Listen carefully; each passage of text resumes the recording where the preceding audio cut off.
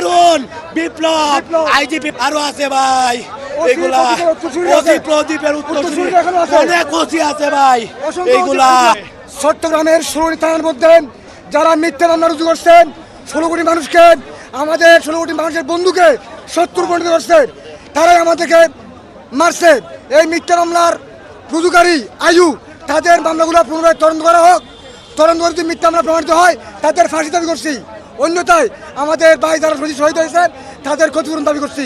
আমাদের যেসব থানাগুলোতে আগুন দেওয়া হয়েছে, এখানে যেসব আমাদের পুলিশ সদস্যরা নিহত হয়েছে তাদের লাশগুলো আমাদেরকে দেন, আমরা তাদের জানাজার মাধ্যমে রাষ্ট্রীয় মর্যাদার মাধ্যমে তাদেরকে আমরা দাফন কাফনের ব্যবস্থা করব।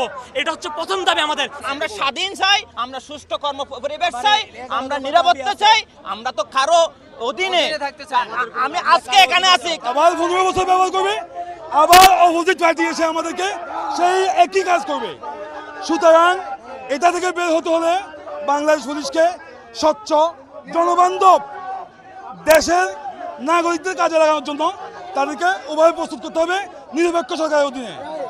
আমার অফিসার বলে 3টার দিকে ছাত্রলীগদেরকে গুলি করতে, বিকাল 3টার দিকে তারা কেমনে বলে ছাত্রলীগকে গুলি করতে, আমাদের কিছু সদস্য তাদের কথায় বিকালেও গুলি করে। শহীদ হয়েছে তাদেরকে রাষ্ট্রীয় মর্যাদায় দাফন করতে হবে, তাদের প্রত্যেক পরিবারকে 1 কোটি টাকা করে সরকারি অনুদান দিতে হবে এবং আমাদেরকে স্বাধীনভাবে আমাদের বিভাগ চালানোর সুযোগ দিতে হবে। আমরা কোনো মন্ত্রণালয়, কোনো সরকার কারো অধীনে থাকতে চাই না।